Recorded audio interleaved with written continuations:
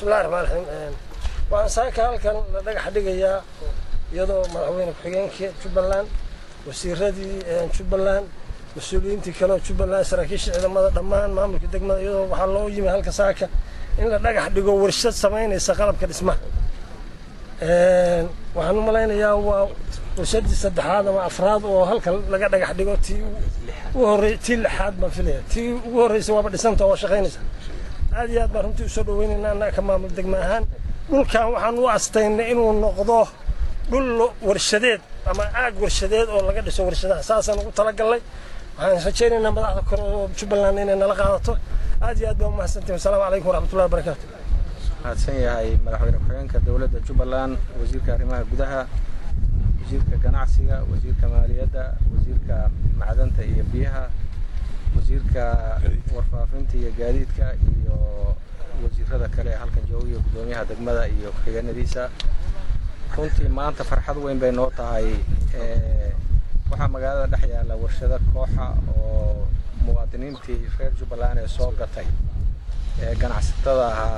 ay u lahaayeen jaanis ay ku rakibaan ama meel ay ku dhigaan haddii maanta ay dawladdu ofargaraysay inay dhulkan la siiyo oo warshadaha muwaadiniintuna ay ka faa'iideystaan horumarka magaaladana ay kor u soo qaadaan runtii farxad weyn bay noo tahay ana Cabdulqaadir iyo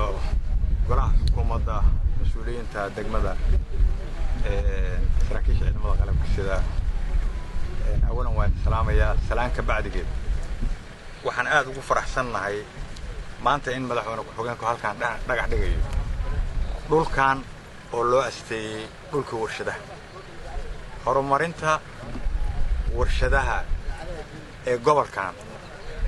barakaatu munaasabadan maanta aan ugu talagalnay oo dheerkaan furno dhagax dhigida warshada qalabka dhismaha ee Jubbaland ee magaalada Kismaayo waan dhagax dhignay ganacsatada hawsha wadan waa u hambalyeynaa waan soo dhaweynaynaa barnaamijkaas kama imaanin dal walba wuxuu wajigiisa yeeshaa hogaamiyihiisa annagu tusaale qaadanayno madaxweynaha dowladda Jubbaland oo runtii dhiirigelinta horumarinta dhinac walba leh haddii warshadaha tahay beeraha xoolaha kalluumaysiga mar walba nagu baraarujiyay in la hormariyo talooyinkiisa ka mid ahayeen iyo go'aanka dowlad goboleedka Jubbaland in dhulkan ku fadhiyo 3 kilomitir loo asteeyo warshadaha horumarinta ah ayadoo la waafaji doono naqshadda deegaanka